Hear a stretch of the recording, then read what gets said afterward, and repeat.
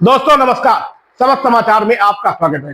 दोस्तों उत्तर प्रदेश में पंचायत चुनाव को लेकर के जो बिगुल फूंका है, इस बिगुल में अब आप ये जानने के लिए एकदम परेशान हैं कि आखिर आपके गांव का आरक्षण क्या होगा। दोस्तों पंचायत चुनाव को लेकर के तमाम तरीके की अटकलबाजी थी और ये अटकलबाजी अब पूरे तरीके से समाप्त हो गई है और इन अटकलबाजियों के बीच में सोशल मीडिया का एक बड़ा महत्व रहा और बड़ा रोल रहा। इसी वजह से शायद आप लोगों के बीच में कंफ्यूजन हो गया था। कुछ उम्मीदवार तो ऐसे भी थे जिन्होंने अब अपना प्रचार विचार थोड़ा सा बंद कर दिया था, लेकिन दोस्तों इससे कोई फायदा होने वाला नहीं है। अब प्रदेश सरकार हो चाहे निर्वाचन आयोग हो, पंचायत चुनाव को लेकर के पूरी तरीके से तैयारियां शुरू हो गई हैं। तो आप निराश ना हो, जो भी उम्मीदवार हैं वो जरा तनिक भी निराश ना हो और अपनी तैयारी तेजी के साथ जारी रखें। अब उत्सुकता इस बात की है कि 2026 के पंचायत चुनाव में आरक्षण क्या होगा। सबसे ज्यादा तो लोग अपने गांव की सीट के लिए परेशान हैं कि हमारे गांव में इस बार जो प्रधान जी बनेंगे वो किस कैटेगरी के होंगे। तो दोस्तों आपको बता दें, जो पंचायत का चुनाव है उसके बारे में आपको हर खबरें मिलती रहेंगी, छोटी से छोटी खबर, बड़ी से बड़ी खबर। तो आप हमारे चैनल को सब्सक्राइब कर लीजिए, लाइक करिए, साथ में कमेंट भी करिए ताकि हमारी खबरें आपके पास तक पहुंच सके। दोस्तों 2026 का जो पंचायती चुनाव है वो लगभग बोर्ड परीक्षा के बाद होना तय माना जा रहा है, यानी अप्रैल के महीने में ये चुनाव होना लगभग तय माना जा रहा है। अब इस चुनाव में आरक्षण की क्या कैटेगरी होगी, किस तरीके से होगी, तो ये मैं आपको कुछ थोड़ा सा क्लियर कर दूं कि जो आरक्षण का मापदंड है उसमें आप इतना समझ लीजिए कि ये आरक्षण सर्किल वाइज चलता है। यानी सर्किल वाइज जो आरक्षण चलता है उसमें SC, OBC, general, OBC, SC ST, यानी ये इसका एक जो चक्र चलता है, जिसको हम चक्र भी कह सकते हैं, और ये एक कैटेगरी है ये। तो इस कैटेगरी के आधार पर ये आरक्षण जो बनाया जाता है इस तरीके से बनाया जाता है और ये करीब करीब 100% भी ये साबित भी हो जाता है। लेकिन अब सबसे बड़ी बात ये होती है कि आपके गांव की आबादी क्या है।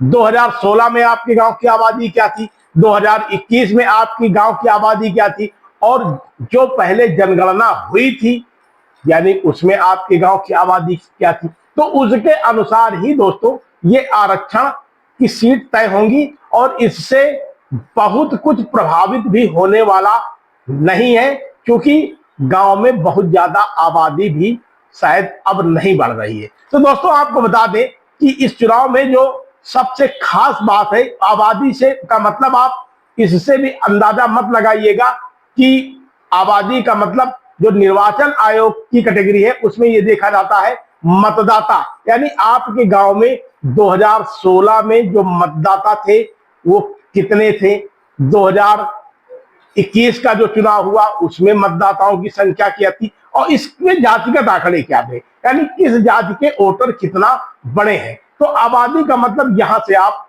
इसको निकालिएगा। तो दोस्तों ये आप समझ लीजिए कि 2016 का जो चुनाव था उस 2016 में यदि आपके गांव की सीट एससी रही होगी तो 2021 के चुनाव में यह सीट ओबीसी जरूर रही होगी, 100% रही होगी। शायद ही कोई गांव ऐसा रहा हो जहां पर ओबीसी की सीट न रही हो, और जहां पर भी ओबीसी की सीट रही होगी वहां पर जनरल सीट जरूर आई होगी, या फिर अगर वहां पर जनरल है ही नहीं है तो स्वाभाविक है कि इन्हीं में उलट पलट हुआ होगा, एससी आ गई होगी।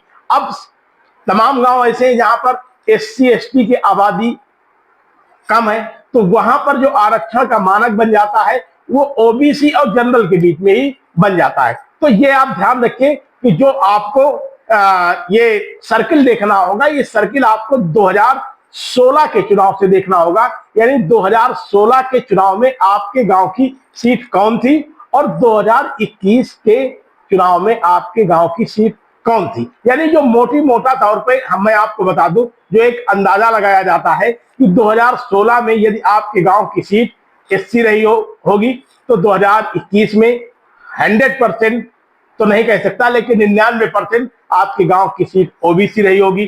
तो जो इस बार वो सीट आएगी वो जनरल आएगी।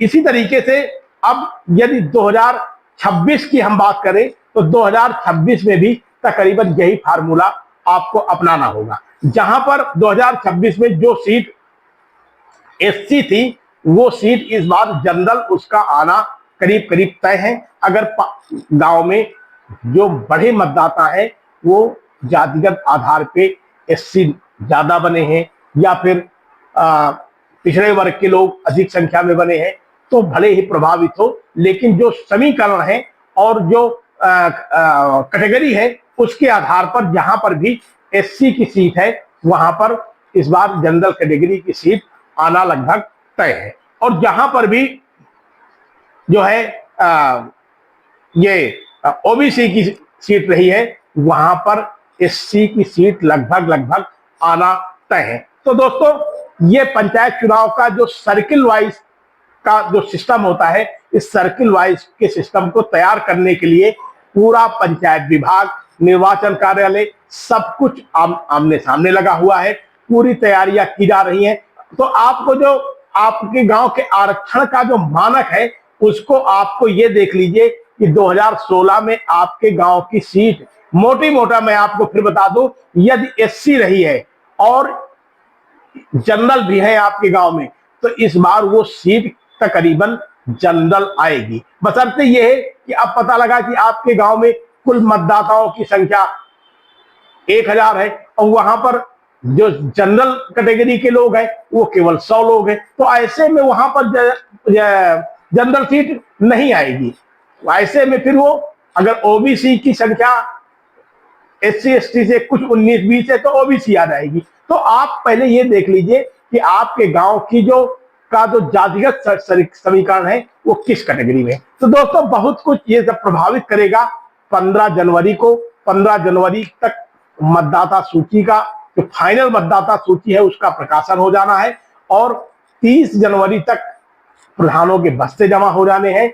इस दौरान तकरीबन आरक्षण भी फाइनल हो जाएगा कि आपके गांव में किस तरीके से आरक्षण आएगा और क्या उसका मानक होगा, किस तरीके से बनाया गया है। तो दोस्तों आपको करीब करीब मोटे तौर पर जो राज्य निर्वाचन विभाग है, पंचायत विभाग है और सरकार है उसका ये हम आपको आंकड़ा बता रहे हैं कि इस तरीके से आरक्षण की कैटेगरी गांव में बनाई जाती है। तो अब आप करीब करीब स्वतः जान सकते हैं कि आपके गांव का प्रधान इस बार किस जाति का होगा, किस कैटेगरी का होगा, आपके क्षेत्र का बीडीसी जो होगा वो किस कैटेगरी का होगा। इसी तरीके से जिला पंचायत सदस्य के बारे में भी आप अच्छी बात से समझ सकते हैं। फिलहाल बने रहिए सबक समाचार में। आप खबर को कहां देख रहे हैं, लाइक करिए, कमेंट करिए। फिर हम मिलते हैं किसी। आप देख रहे हैं शपथ समाचार।